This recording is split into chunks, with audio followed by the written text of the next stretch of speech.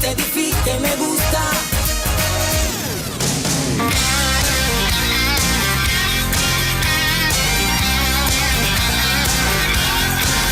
Hola Puerto Rico, buenos días, listos para continuar con este programa cada mañana que es tu favorito en ruta por Nueva Vida 97.7. Tengo que reseñar, Juan, Moraima, Magdiel, acaba de salir un titular que dice posible regreso de conciertos a partir de agosto en la isla. Así es que, para que lo sepan. Vamos por buen camino. Vamos por buen camino. Son sí. buenas noticias. Buena noticia. Bueno, de inmediato con Magdiel Narváez. Palabra viva. Buenos días, Puerto Rico. Buenos días, Nueva Vida. Buenos días, mundo. Todos nos escuchan en el mundo entero. Eso es. Qué bueno estar aquí. Una semana más en nuestro calendario. Es una semana menos en el calendario del regreso de Cristo. Amén.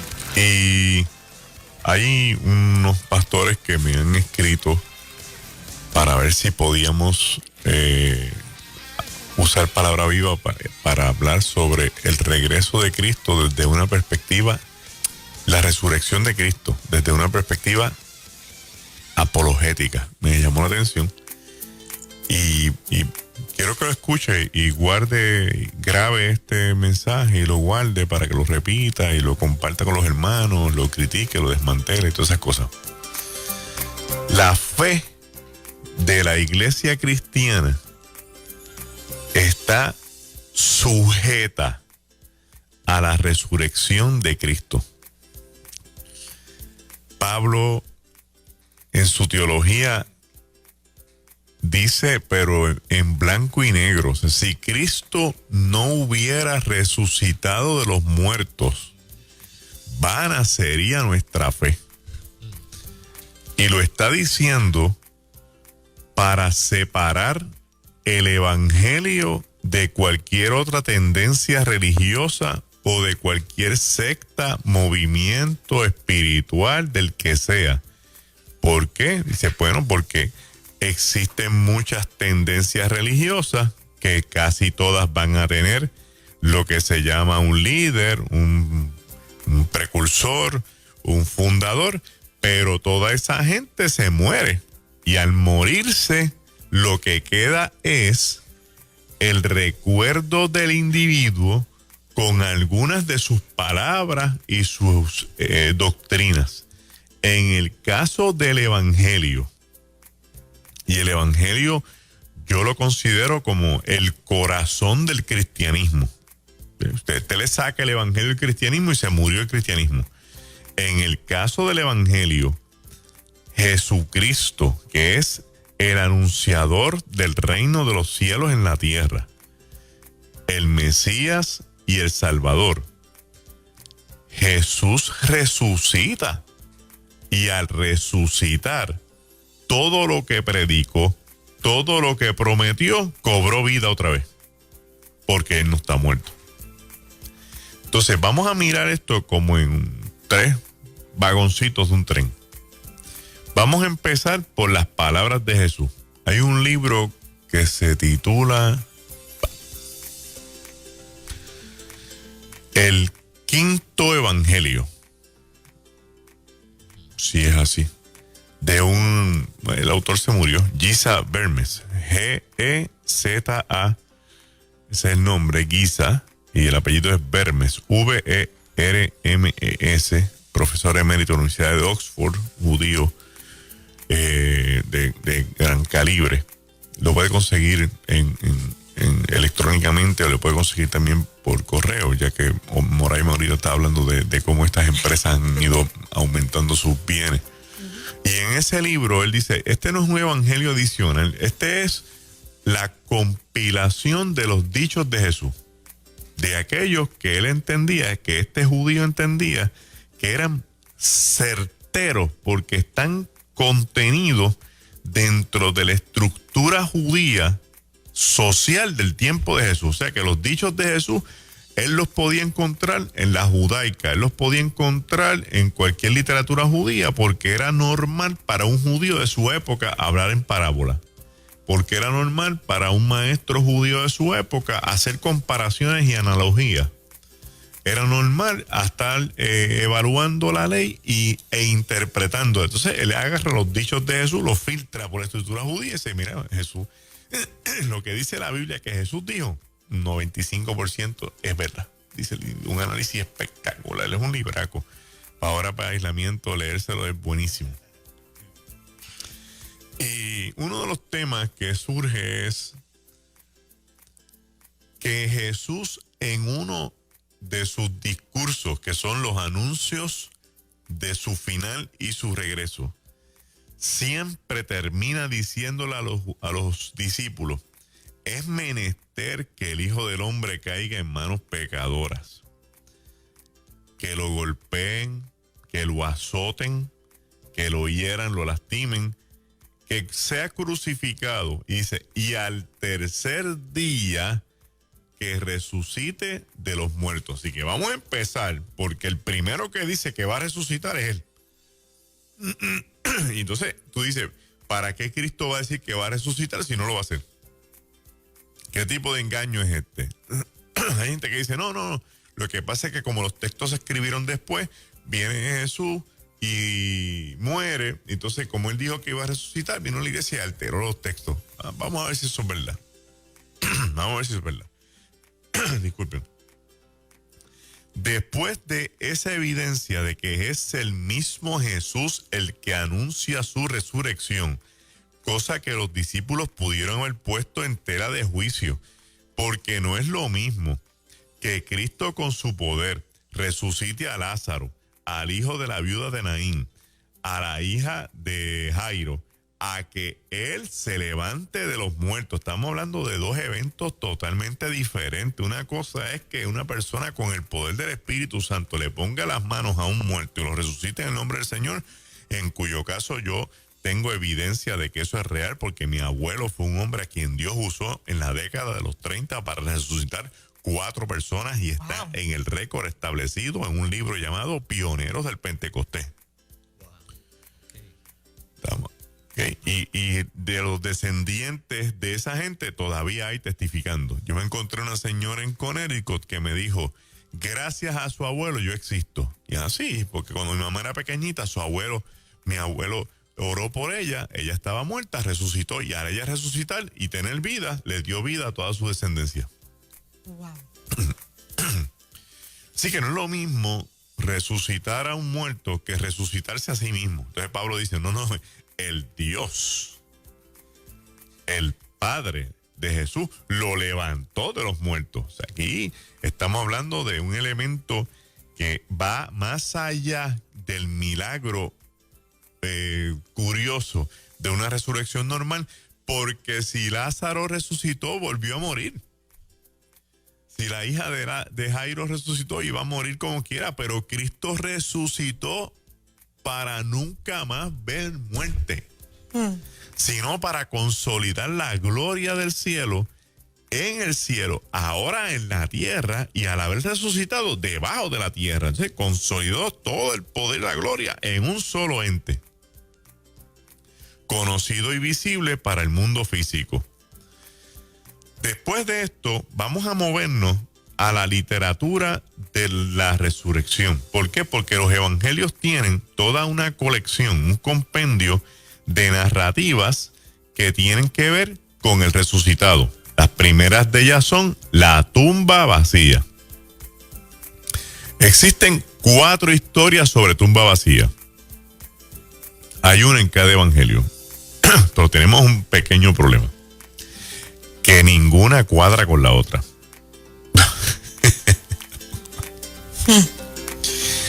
Si usted coge las 4 historias y escribe en una columna Mateo, Marcos, Lucas, Juan, y al lado escribe número de mujeres, bueno, en Mateo tantas y fulana, en Lucas tantas y no está fulana, en Juan no está nadie, solamente María Magdalena. Y en la próxima columna escribe, ¿qué pasó con la piedra? Aquí la piedra no estaba. Aquí la piedra era un issue, que quién la iba a mover. Aquí la piedra fue movida por un terremoto. Aquí los guardias no se saben ni qué pasó con la piedra. Se mueve. ¿Quiénes llegaron? Bueno, llegó María Magdalena y una tanda de gente. Y Tessy, en una hay un ángel, en una hay dos ángeles, en una no hay ningún ángel. En una que está Jesucristo hablando con María Magdalena. Dice, no puede ser porque es que tiene demasiadas variedades. Entonces eso lo cogen los enemigos del evangelio y dicen, ve, ¿cómo es posible que la Biblia tenga una misma historia con tanta variedad? Mire, eso más humano no puede ser. Yo tuviera graves dificultades en creer en la resurrección de Cristo si usted me escribe la historia de la tumba vacía idéntica en los 4 evangelios. Porque yo digo, eso está montado. Usted no va a una corte y ve un fiscal que tiene 10 testigos que van a decir exactamente lo mismo sobre un delito, porque eso se llama un caso espetado, clavado, como dicen en el argot legal, porque eso está todo trabajo, eso está planchado. Esos 10 testigos se reunieron y los convencieron que dijeran eso. Y eso un fiscal no se tira esa maroma porque sabe que no lo va a lograr. Y eso es antiético y eso es antilegal. Entonces, ese tipo de cosas. Y entonces, ¿qué hacemos? Pues tenemos que empezar a mirar cómo nosotros le damos veracidad a esas 4 historias. Y vamos a empezar con la siguiente. Si usted está en su casa lo más campante y alrededor de su vecindario hay cerca de 30 personas y las 30 personas salen a la calle así con toda la distancia que hay hoy día y oyen una chilla de goma y de momento ven que 2 carros tienen una colisión y el accidente, las 30 personas cada una va a tener una versión del accidente. Aunque estaban las 30 allí y vieron el accidente. Van a diferir en el color de los carros, la velocidad de los vehículos, los integrantes de cada carro, quién es el responsable y el culpable, la hora del día, más o menos, los ángulos en cuanto tuvieron accidente, el lugar exacto donde fue que chocaron, porque chocaron y un carro cayó en una valla y otro no, chocaron aquí, enfrente de chocaron más acá. Todo va a ser un más o menos, pero los 30 van a estar de acuerdo en algo. Que hubo un accidente. Entonces, en lo que estén de acuerdo se va a convertir en la columna vertebral. En lo que no esté de acuerdo son aquellos elementos que sufren variedades por la cantidad de situaciones a las que un ser humano se expone cada vez que está de frente a un evento. Si yo agarro esta teoría que se llama la teoría de la múltiple atestación, en la medida en que un evento se repita más de una vez, más veraz es.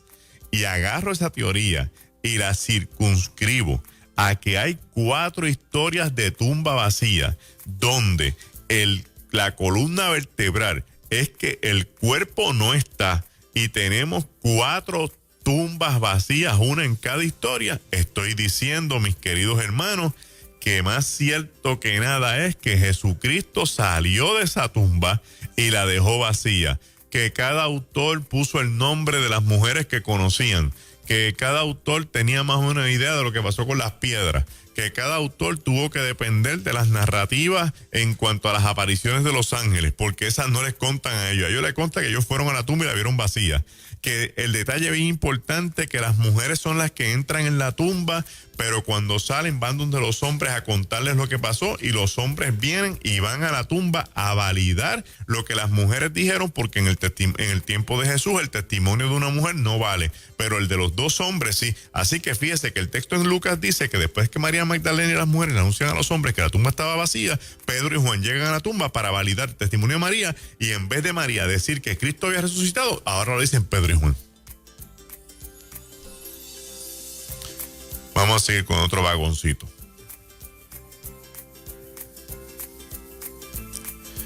Que los discípulos se robaron el cadáver. Es así que es una artimaña bien buena. Si usted lee bien los evangelios, se va a dar cuenta que las autoridades judías de la época pidieron por miedo a que se robaran el cadáver y después inventaran la historia de la resurrección a Poncio Pilato que pusiera guardias en la tumba. O sea, son los mismos líderes judíos los que tienen el miedo de que se roben el cadáver Pilato le compra la idea y dice, espérate, vamos a poner guardias porque esto se va a poner peor. Ya con la crucifixión fue un show. Entonces es Roma la que pone guardias en la tumba para asegurarse que no se los roben. ¿Cómo ahora vamos a establecer que se los robaron si los primeros que establecieron que querían evitar eso fueron ellos? Ahora, ¿usted sabe cuántos días hay a pie de Jerusalén a Galilea? Porque si se roban el cuerpo hay que arrancar para Galilea, porque ellos no son de Jerusalén. Hay 6 días a pie de gente saludable. Si hay 2 o 3 machucados en la caravana, van a ser más. Entonces son 6 días a pie con un cadáver en los hombros, pasando por todos los puestos de seguridad romanos. Yo recuerdo la película Weekend at Bernie. Que Bernie fueron a hacer una fiesta el fin de semana en casa de un tal Bernie y Bernie se murió. Pero para que la gente no se diera cuenta que estaba muerto, lo sacaban. Entonces, en el bote, Bernie en el bote. Weekend, llegan a Cristo al hombro. ¿Quién va? Este pana está mareado, tenemos que llevarlo. Eso no va a pasar. Eso no va a pasar. Los discípulos tenían el terror de que los arrestaran por ser seguidores de Cristo.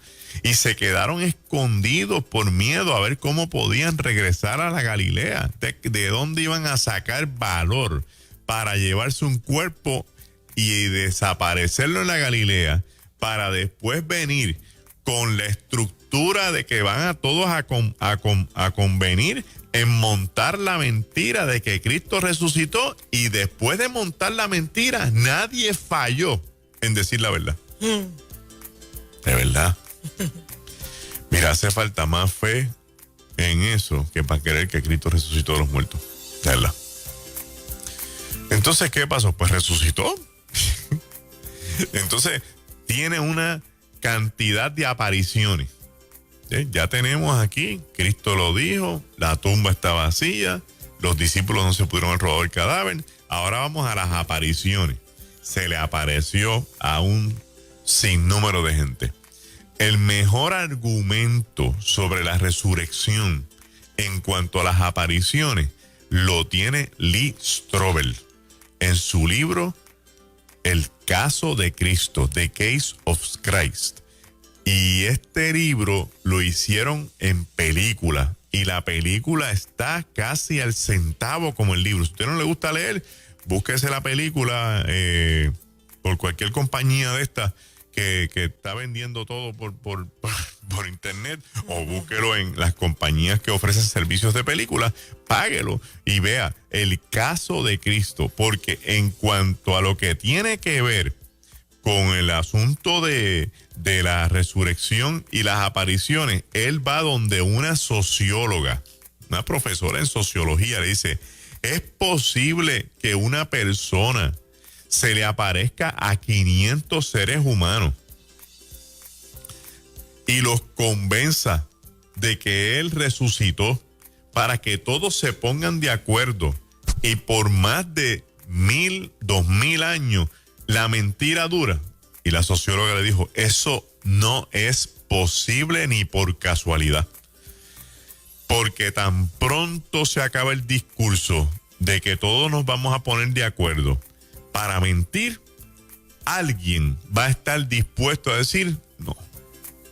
Le va a decir a alguien que no estuvo en la reunión, mira, es que los discípulos se pusieron de acuerdo para decir que Cristo resucitó, pero eso no es verdad.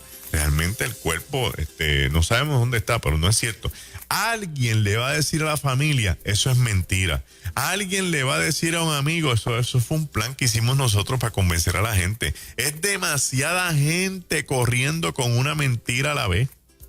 Abraham Lincoln, en uno de sus grandes discursos, y después lo repitió, si yo no me equivoco, John F. Kennedy, dijeron que usted puede mentirle a todo el pueblo parte del tiempo, y que usted puede mentirle a parte del pueblo toda una vida, pero usted jamás en su historia podrá mentirle todo el tiempo a todo el pueblo. En algún sitio del camino se va a romper la mentira y se va a salir todo lo que se quería ocultar. Eso está pasando hoy día, dicho sea de paso. La verdad va a salir como quiera. Sí. Hay un poema árabe que decía, no te enojes con tu enemigo, ni no te enojes con el que está en contra contigo. Siéntate frente a tu casa de campaña y espera que su féretro pase por frente de ti. Hablando sobre la verdad y la mentira, siéntate porque la mentira es un muerto que tiene que pasar por frente de ti. Entonces, Lee Strobel plantea esto y es espectacular porque eso va de la mano. El texto que él quería desmantelar y hacer ver como mentira era la epístola de los Corintios, el capítulo 15, donde Pablo hace la resolución escrita magistral de las apariciones de Cristo. O sea, si alguien tocó el Espíritu Santo para decir, mira, escribe esto en una epístola porque esto es un debate con los que no creen, y después de 2000 años para atrás la gente va a creer menos, deja eso ahí establecido en el año 50 y empieza, y se le apareció a tantos cientos de hermanos, y se le apareció después a los 12, y te dice, a los 12, pero Judas estaba muerto. Se le apareció con Matías ya en la nómina, y se le apareció a Cleofa. ¿Y quién es Cleofa? Cleofa, el de caminante de Maús, que posiblemente con quien iba era con su esposa, caminó a la casa, y que lo recibieron y le fueron los ojos abiertos cuando él partió el pan y citó la palabra. Y después dice, se le apareció a Pedro, y dice, y se le apareció a Santiago, y después a mí como un abortivo. Ahí vamos a ver. Pasamos ahora de las apariciones colectivas a las apariciones personales. Uno de los ataques más grandes del cristianismo siempre ha sido que la resurrección es un cuento bien montado donde Jesús se le apareció a sus secuaces. Así que dicen los que no creen. Wow. Pero aquí tenemos algo interesante. ¿Quién es Santiago el Menor? El que escribe la famosa epístola que está en la Biblia, que habla de la lengua. Ese mismo. Sí, pero ¿quién es? No, este era el hermano de Juan, que le decían Jacobo. No. Porque esa epístola es después del 44. Y el hermano de Juan, a ese Jacobo lo mató en el 44, lo mandó a matar en el 44. Herodes Antipas por chiste. Lo mandó a matar en Galilea. ¿Quién es ese que escribió esa epístola? ¿Quién es ese Judas que aparece en la Biblia escribiendo esas otras epístolas? Ese es el otro Judas. No, porque este tiene su nombre. Estos son hermanos de Jesús, que no creían en Jesús. Por eso a Cristo le dicen, ahí está tu mamá, tus hermanos y tus hermanas. Y él dice, no, mis hermanos son los que creen en mí. ¿Por qué? Porque la familia estaba preocupada que Jesús, con el discurso que tenía, los metiera en un problema político legal del cual no pudieran salir adelante. Por eso es que Jesús después en la cruz le dice a Juan, mira, llévate a mami, porque es que ninguno de estos hermanos míos se hace cargo de ella. Entonces le dice, mujer, ahí a tu hijo, ahí a tu madre, hazte cargo. Esta quedó viuda, José se murió y está sola, va a morir, no hay quien la atienda, en lo que yo resucito y brego con esto y después yo me voy a ir. O sea, hazte cargo de ella. Espectacular. Pero entonces, como un individuo que no cree en Cristo, ahora la historia me dice a mí que se hace cargo de la iglesia en Jerusalén. De los libros de Justo González, toda la colección que tenga con el cristianismo tiene que hablar de esto, y son libros buenísimos. Justo es el hispanoparlante más famoso que ha dado el mundo en cuestiones de las historias de la vida de la iglesia. ¿Por qué una persona que no cree en Cristo y en su mensaje ahora va a ser el líder de la iglesia? ¿De dónde sale ese cambio? ¿Cómo usted hace un cambio así? Apareciéndose de frente el crucificado, ahora resucitado, y decirle, me morí, me mataron, pero aquí estoy vivo y coleando. Y con esa experiencia de estar vivo, el hombre que no creía ahora cree. Entonces Santiago, que era un hermano rebelde de Jesús, ahora es el líder de la iglesia. Pero Pablo no lo deja ahí. Pablo dice, y después a mí como un abortivo. ¿Quién era Pablo? Pablo no era discípulo de Jesús. Pablo era seguidor de los creyentes de Jesús, que los ejecutaba y tenía misión de matarlos y darle reportes al Sanedrín de que estaba acabando con el movimiento de Jesús, porque el movimiento de Jesús, después de la crucifixión, en la resurrección, se expandió con la historia de que había resucitado, y la gente que lo había visto, imagínense, se encuentran a Cristo vivo después de haberlo visto muerto, van contando la historia, Cristo está vivo, se va impregnando el mensaje por todos lados. La gente empieza a tener temor de que de verdad los judíos crucificaron al Mesías correcto, y para eso pidieron perdón y lo aceptaron como Mesías. Entonces Pablo quiso detener con el Sanedrín la historia y el cuento de que Cristo había resucitado para desmantelar el movimiento, con el problema que el resucitado se le apareció al que tenía la misión de acabar con él. Porque no hay en este tablero un movimiento que quiera hacer el mundo que Cristo no lo bloquee en algún sitio. No hay, hermano mío. Mire, a mí me encanta hablar de los sellos del anticristo, pero le tengo que decir que el grande en la película se llama Jesucristo el Señor. Y usted no debe tener miedo a nada lo que aparezca, porque el resucitado ha venido con todas sus promesas a decirte a ti que estará contigo todos los días de tu vida hasta el final. Yes. Wow. Y nos quedamos con las ganas. Wow. Palabra viva.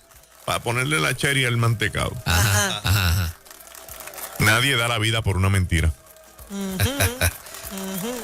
Y la iglesia primitiva, sabiendo que Cristo iba a regresar, hicieron la siguiente decisión: si en lo que estamos vivos no regresa y tenemos que dar la vida por Él, la vamos a dar. Porque entonces, al final del día, ¿qué yo quiero con el regreso de Cristo y qué yo quiero con que Él me lleve? Encontrarme con Él. Pues entonces, si no me vino a buscar, si me quitan la vida, como quiera me voy a encontrar con mi Señor. No hubo una vara más alta que querer encontrarse con aquel que venció la vida y la muerte. Que Dios les bendiga esta mañana. Palabra viva, Magdiel Narváez. Tremendo. Elgalileo.org. Elgalileo.org. Estamos ahí. Tenemos un pequeño correo en casa echando libros de lo que hemos subido: Parábolas de Jesús, Trigo Cizaña, Una sentencia sin juicio, Mandrugo de pan para el alma, los cursos que hemos subido de ser discípulos, Introducción a los Hechos, entre otras cositas. Y eventualmente vamos a anunciar un canal de televisión que se llama El Galileo TV. Eso es. Ahí está. Muy bien. Qué bueno. Anoche estábamos cuadrando. Ya pueden subir, hay un par de cosas puestas, pero lo vamos a poner porque es que si nos vamos. YouTube o en el. No, es una plataforma real. Lo que pasa es que si solamente vamos a usar las plataformas que el mundo nos ofrece, nos van a censurar y nos van a banear. Y necesitamos usar plataformas porque esto se va a poner más difícil. Nosotros tenemos que decir las cosas como son, porque es que la verdad, los medios no están diciendo la verdad como es, están diciendo lo que quieren. Entonces, cuando tú vas a decir la verdad en otro medio, tienes la opción de banearte. Sí. Bueno, Magdiel, muchas gracias. A ustedes. Un abrazo. Bendiciones. Maravilloso como siempre. 8:29. Llegó Angie González, la doctora. Consejo al corazón. En lo próximo, nadie se vaya. Esto cada vez se pone mejor. Eso es. Ahora, Nueva Vida Noticias.